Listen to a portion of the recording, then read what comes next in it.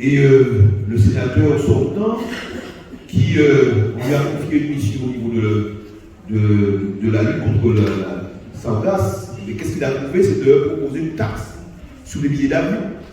Donc c'est une haute trahison, le projet sur l'eau. Et donc aujourd'hui, nous devons servir de véritable bouclier de protection pour nos maires, pour leur donner plus de pouvoir, plus d'autorité. Il faudrait que nous puissions défendre, faire en sorte que nous puissions supprimer les contrôles de légalité, parce que c'est une manière pour le préfet de contrôler toutes les actions des maires. Nous voulons être tous les jours aux côtés des maires, en conseil municipal, pour pouvoir venir, eh bien, en tant que rapporteur, parce que nous sommes des serviteurs, on va confier dès le 24 septembre la mission d'être le sénateur, et la mission du sénateur, c'est évidemment contrôler le gouvernement, c'est d'évaluer les politiques publiques, de faire des voix, d'accompagner. Et donc nous serons là parce que nous serons vigilants, parce que nous sommes dans une situation de crise, et cette situation de crise, nous ne voulons pas que l'État puisse faire l'économie au détriment des collectivités d'outre-mer. Et nous serons là pour travailler la dit d'Alina avec tous les sénateurs, tous les parlementaires, et nous avons bon nombre de soutien au niveau de nos parlementaires. Et donc, nous avons le soutien du président de région, Henri Chalus. Et puis, dès la semaine prochaine, va nous préciser son soutien à la liste ensemble au service de l'archipel Guadeloupe. Et donc, nous défendons tout cela pour que nous puissions avoir un développement économique endogène. Nous voulons qu'on puisse faire en sorte d'aider, d'accompagner, de trouver les voies et moyens pour pouvoir supprimer les dettes fiscales et sociales des petites entreprises. Parce que ce sont les petites entreprises qui créent des emplois, qui créent des ressources. Nous voulons aussi, au niveau du logement, pour que la ligne budgétaire unique, le fonds de l'État, qui finance l'amélioration de l'habitat, par exemple, dans le dispositif partenarial, pour qu'on puisse décentraliser la ligne budgétaire unique, pour que nous puissions nous-mêmes aider nos concitoyens. Parce qu'au moment où nous assistons à le vieillissement de la population de la Guadeloupe, nous serons le troisième département en 2030, bon nombre de personnes âgées veulent rester à domicile, et donc nous devons donner les moyens. Donc nous sommes des élus de proximité, nous ne voulons pas que nous puissions supprimer l'octroi de mer, parce que c'est 42% des financements des communes. Nous devons surveiller, voir, pour qu'on puisse faire l'équilibre entre la protection des produits locaux, mais aussi pour que nous puissions garder notre liberté fiscale sur le droit de mer. Parce qu'il y a une volonté du gouvernement de faire une TVA. Si on fait une TVA, c'est l'État qui va percevoir cette TVA et qui va nous donner sous forme de prééquation ce que l'État voudra. Et donc nous devons être vigilants sur tous ces dossiers-là. C'est ce que nous proposons, mesdames, messieurs de la presse. Vous avez notre Bible, notre programme qui est sorti. Toutes les mesures sont là. Nous avons préconisé une vision politique parce que nous ne serons pas en gestion en tant que sénateur. Donc nous avons une vision autour de 5 axes. La transition écologique et énergétique, les moyens aux communes et l'autorité, l'égalité, dedans nous avons la continuité territoriale, nous avons le problème de la jeunesse, nous avons le problème de l'éducation, de la santé, nous avons au niveau de l'égalité, le transport, tout ça. Nous avons l'eau, nous avons aussi le cadre institutionnel, parce que nous sommes arrivés au bout du bout. Il faut que nous puissions faire un projet de société. Et là aussi, nous devons être vigilants, que ce soit au niveau de la culture, du sport, de l'économie, de la santé, de l'éducation. Nous devons nous mettre tous ensemble, tous les élus, tous bords confondus, pour que nous puissions produire ce projet de société. Alors, mesdames, messieurs de la presse, je vous donne la parole pour que vous puissiez nous poser des questions. Et après, on va donner la parole aux personnalités ici présentes qui souhaitent. Merci à tous d'être présents, nombreux, parce que ce n'est pas avec un temps pareil. Je vous ai donné les moyens d'être présents pour soutenir la liste ensemble au service de la suite de Guadeloupe. Donc, je vous remercie sincèrement au nom de la liste et de tous les professeurs. Alors, nous avons une liste cohérente, et c'est pour cette raison que j'ai choisi d'adhérer à cette liste. avec des personnalités, des élus d'horizons divers qui regroupent toute la Guadeloupe. Et c'est bien évidemment des valeurs que nous partageons ensemble, progressistes, des valeurs de travail humanistes et l'engagement que nous avons toujours démontré au service de la Guadeloupe et de nos compatriotes, qui m'amène aujourd'hui aux côtés de Fabien Micheli, qui est un homme de terrain bien ancré dans son territoire. Alors, son expérience des collectivités locales, sa maîtrise des dossiers et sa détermination à combattre les inégalités qui frappent le pays. Et Dieu seul sait si ces inégalités sont diverses et importantes, confortent les convictions du bien fondé du projet que nous portons ensemble d'un avenir durable de la Guadeloupe. Et effectivement, je suis enseignante à la retraite, et ce qui me permet d'avoir du temps pour consacrer à la vie politique et à la vie associative. Et je œuvrais activement au sein d'une association en charge des personnes en situation de handicap.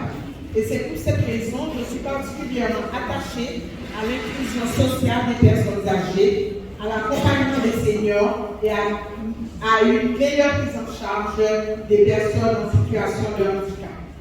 Mais aussi des problématiques de maîtrise de par ma profession et du décrochage scolaire qui augmente aujourd'hui.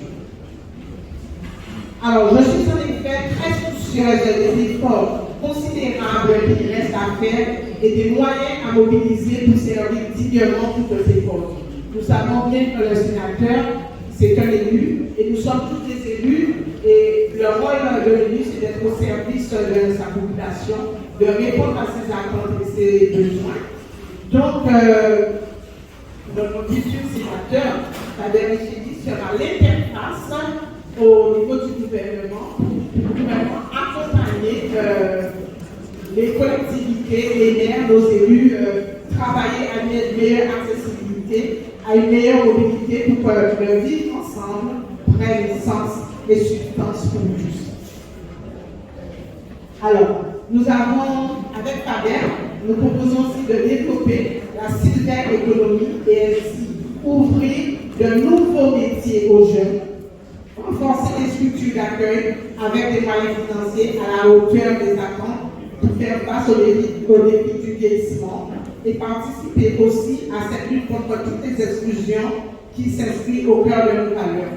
Parce que nous savons aujourd'hui qu'il manque des structures pour accueillir nos personnes âgées, nos personnes en handicap, puisque aujourd'hui les budgets, les moyens financiers sont à minima, surtout au niveau de l'ARS. En fait, je connais bien ce domaine de handicap. Et aussi alors, comment je veux dire, c'est-à-dire l'ARS, c'est lui qui donne les directives pour la création de nouveaux centres. Et nous savons comment les parents, les familles en difficulté sont obligés de s'expatrier pour un meilleur accueil de leurs enfants, surtout les enfants qui souffrent d'autisme, qui sont en difficulté scolaire. Alors, les 10 années passées, jusqu'en 2022, comme je l'ai dit à la présidente de l'association pour l'éducation spécialisée, le développement de projets et d'actions solidaires, m'ont totalement imprégné du respect fondamental dû à la différence et ont appuyé mon engagement pour la justice sociale. Alors voilà pourquoi je me réjouis aujourd'hui de ce combat aux côtés de Fabien Micheli et de bénéficier de soutien précieux d'Éric Jalton et d'Henri Chalus, notre président.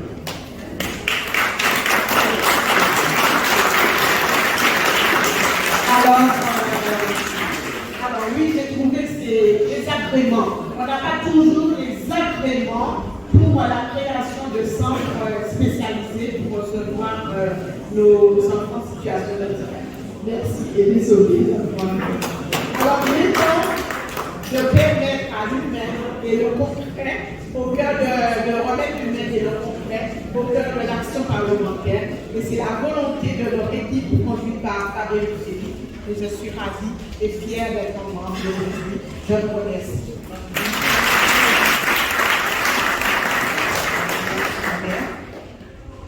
Mesdames et messieurs de la presse, bonjour et merci de nous faire l'honneur de votre présence. Merci aux personnalités, M. Desplan, des élus de différentes communes et d'autres personnes en programme et qualité.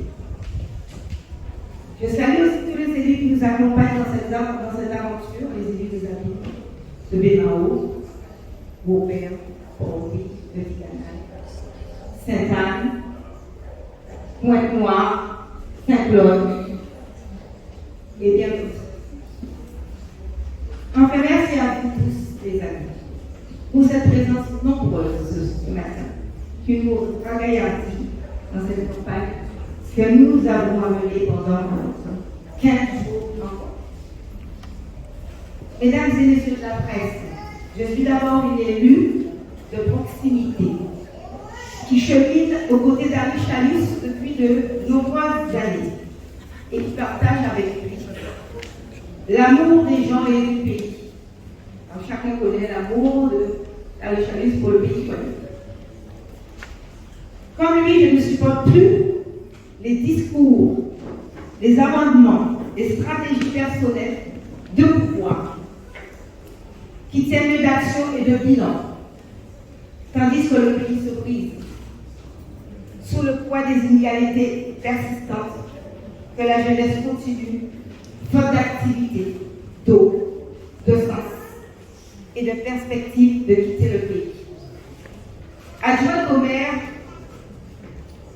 de Bénao, chargée de l'insertion professionnelle et par ailleurs femme chef d'entreprise, je mesure bien au quotidien l'ampleur des pauvretés, le désarroi des familles, l'isolement des personnes âgées, la misère des jeunes en inactivité qui ne croient plus en rien et se laissent tenter par toutes les dérives et de plus par les violences et les thèses nationales. Je me dis que l'action politique face à la crise que nous traversons a besoin de se ressourcer dans ces univers pour commencer à être utile et efficace au service du pays Guadeloupe. Je me dis qu'il est temps que notre représentation nationale au Sénat spécialement comprenne qu'elle est d'abord pour relayer les besoins urgents du pays et la volonté politique des élus locaux qui sont les mieux placés pour exprimer les urgences justes de l'action publique. C'est cela aussi que Fabien Micheli, qui a une grande expérience des responsabilités locales, et c'est pourquoi je serai ravi de faire route avec lui et avec cette équipe composée d'hommes et de femmes qui ont fait leur preuve, qui aiment la Guadeloupe et qui veulent le servir d'abord et par l'autre.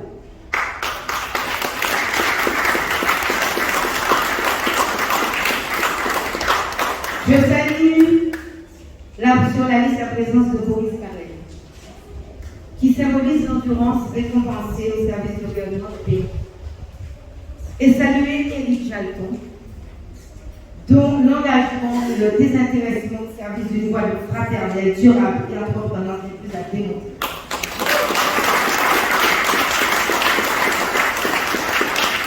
Je salue la présence d'Annette Barbeau, qui depuis de nombreuses années œuvre dans le social, au niveau des personnes en situation de handicap, et qui fait depuis ces nombreuses années un excellent travail auprès de cette population en difficulté. Oui, cette liste, largement soutenue, peut emporter un changement dans les postures et les résultats qui feront gagner l'archipel Guadeloupe. Depuis quelques jours, nous cheminons au niveau des différentes collectivités, des différentes municipalités de la Guadeloupe. Nous écoutons, nous entendons les maires qui parlent de leurs difficultés, des élus qui sont au quotidien au service de la population, des élus qui voient que de plus en plus l'État réduit la DGF comme peau de chagrin, mais que l'État se désengage de plus en plus de ses responsabilités et demande à ses maires de faire à sa place. Donc, nous attendons du sénateur aujourd'hui qu'il soit le relais des élus locaux. Lorsqu'une loi est votée, je demande aux sénateurs de venir auprès des élus locaux expliquer.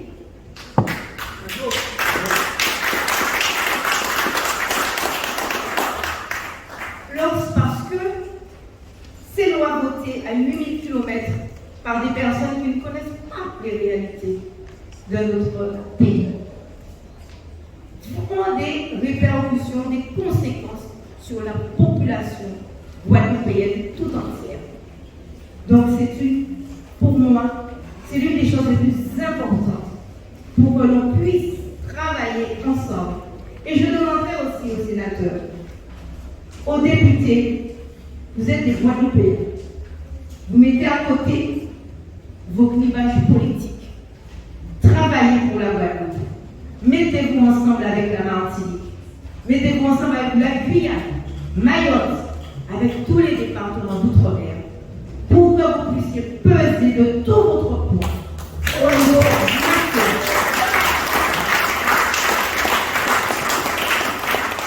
Parce que nous avons été trop longtemps des laissés pour compte.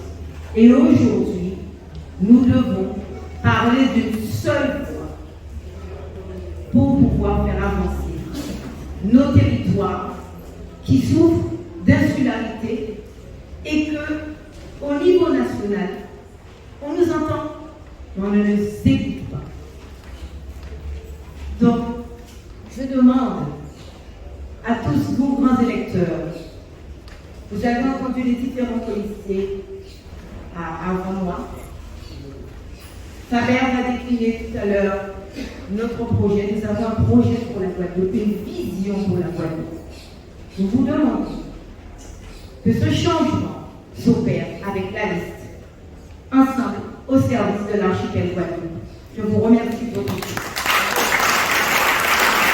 Je ne suis pas là simplement parce qu'il aurait été mon suppléant de 2011 à 2017 et que je souligne que c'est grâce à son action, grâce à l'engagement de la ville des Abîmes, que nous avons été élus, moi sénateur et lui suppléant. Mais c'est surtout parce que ce n'est pas à cette occasion-là que j'ai côtoyé Faber. J'ai côtoyé Faber d'abord au Conseil général, à l'époque où j'étais soit deuxième vice-président, soit premier vice-président. J'ai longtemps, depuis toujours, j'ai fréquenté la ville des Abîmes pour la proximité de notre vision politique. Eh bien, tant au Conseil général, devenu du Conseil départemental, qu'à la ville des Abîmes, Éric Jalton l'a dit, c'est d'abord un homme loyal.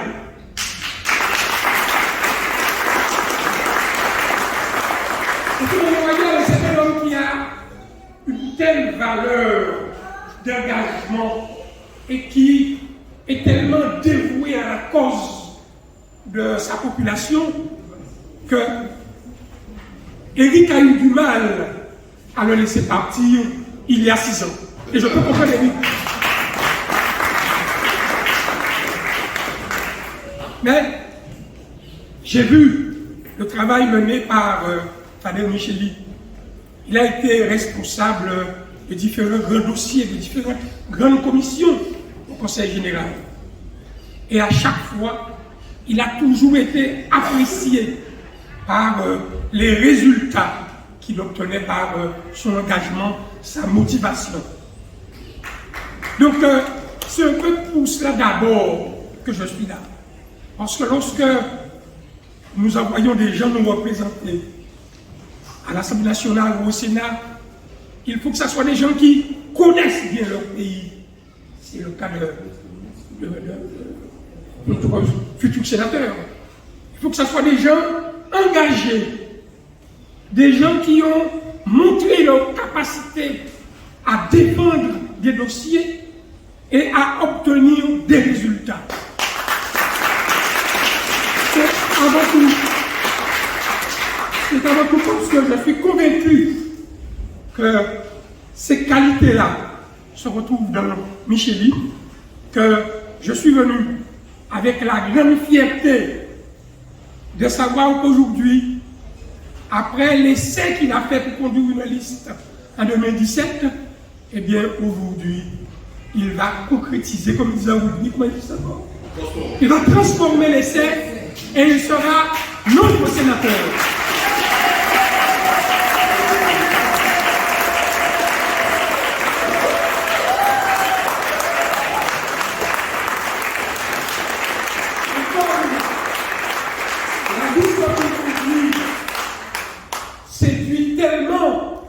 Les municipalités, les grands électeurs, et obtient le soutien du plus grand nombre, moi, je forme le vœu, mais pas le pieux.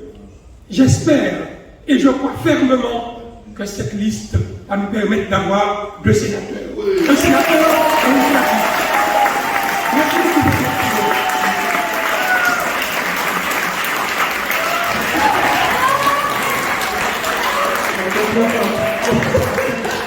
Bonjour à tous, donc je tenais à m'exprimer aujourd'hui puisque quand je suis arrivée, on m'a dit comment se fait-il que je sois là.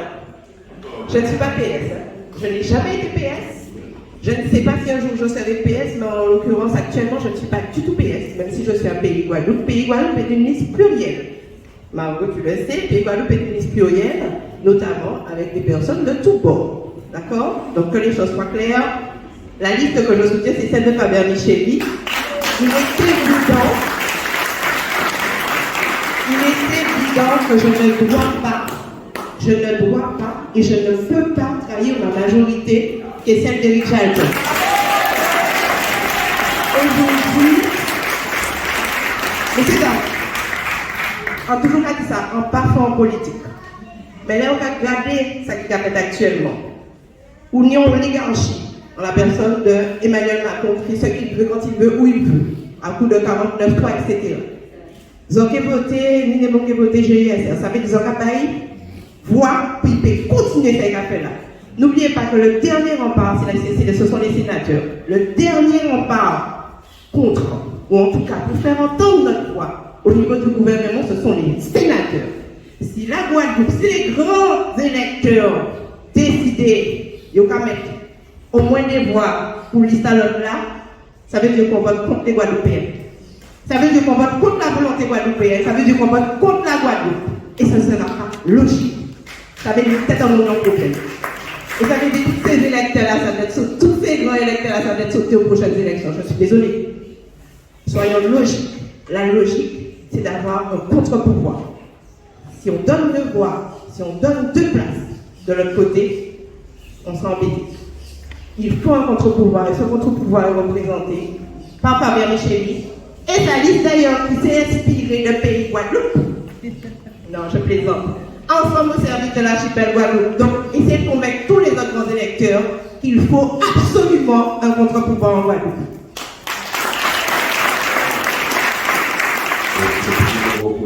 Et effectivement, j'avais mis des déclarations de liste auparavant, mais quand celle est venue, j'ai pu voir sur cette liste-là 2 visages, en tout cas qui n'étaient plus une élection qui s'encadrait uniquement dans le fait que ce soit de grands électeurs.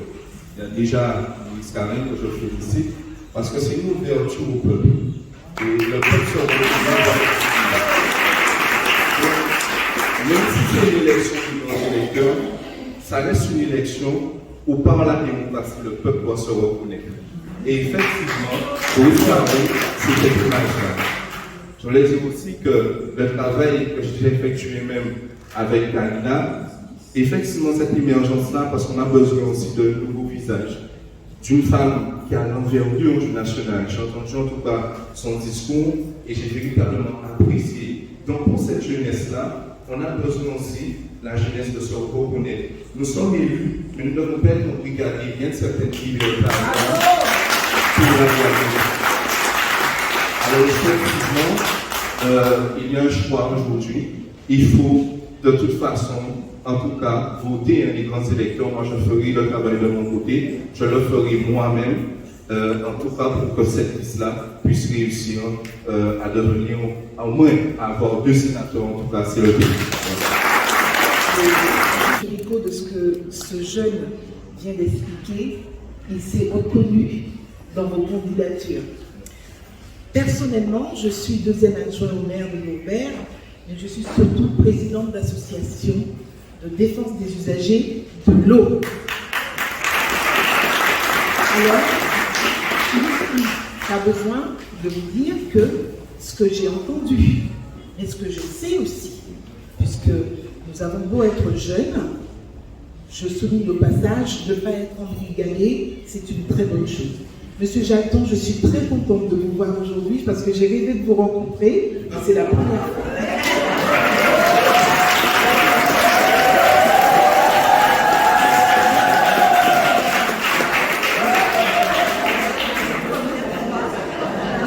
Je ne veux pas être très long, mais je voulais dire. Je ne veux pas être très long, mais je voulais dire des choses importantes. Vous avez tout dit. Vous avez tout dit. Je salue la présence de Moïse Carême parce que justement, c'est l'engagement, l'endurance. J'ai entendu ce mot-là. Les mots ont un sens. Et je suis contente qu'il soit là aussi, dans votre équipe, pour défendre cet archipel. Je suis sensible à ce qui a été dit. Il faut que le sénateur puisse représenter les besoins des collectivités qui sont abandonnées par le gouvernement. Il faut dire, il faut appeler un chat, d'accord? La DGF, on l'a dit, en grande diminution, les collectivités ont du mal à trouver des ressources pour répondre aux besoins de la population. Alors, j'ai envie de vous dire, pour 2 raisons que j'ai envie de vous soutenir, monsieur Faber, parce qu'en tant que présidente d'association de l'eau, j'ai suivi un petit peu cette...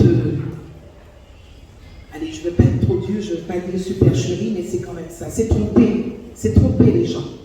Quand on part avec sa technicité, son ingénierie, et qu'on signe une clause de non-attaque, eh ben, ça veut dire qu'on abandonne les usagers de l'eau, de la eau. Et ça, ce n'est pas possible. Moi, j'ai un peu de mal par rapport à ça. Quant à la taxe, pour régler le problème des sargasses, je suis malheureusement déçue aussi, on aurait pu trouver autre chose.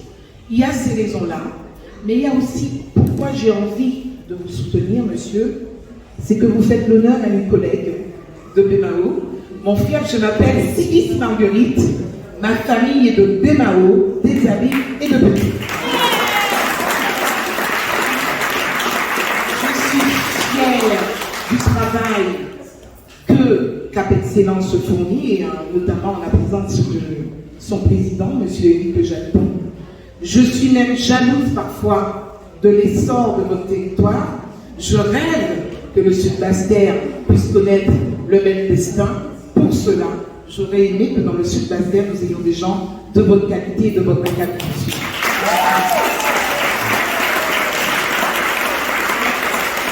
Et je vous souhaite à cette liste très bonne chance.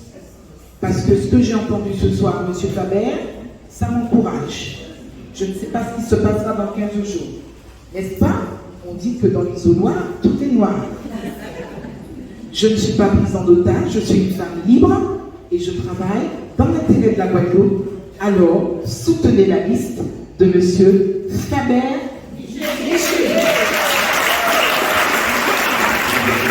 Tous les jours, nous avons des élus avec nous et nous. Il y a une dynamique. Et donc, c'est la raison pour laquelle nous n'avons pas le droit à aller mais quand nous serons sénateurs, de pouvoir accompagner les collectivités parce que les maires sont exposés, ce sont les élus de proximité, ils doivent donner des réponses à leurs concitoyens. Et si la ville n'a pas de moyens, si le maire n'a pas de moyens, c'est sa population qui souffre. Donc tout est imbriqué, tout est lié. Donc nous devons travailler de concert en commun pour faire avancer les dossiers. Donc nous serons, c'est vrai que ce soir à Petit Canal, nous serons jeudi 14, nous serons à Port-Louis, ensuite à Coubert. Donc, et le 15, nous serons à Saint-Claude.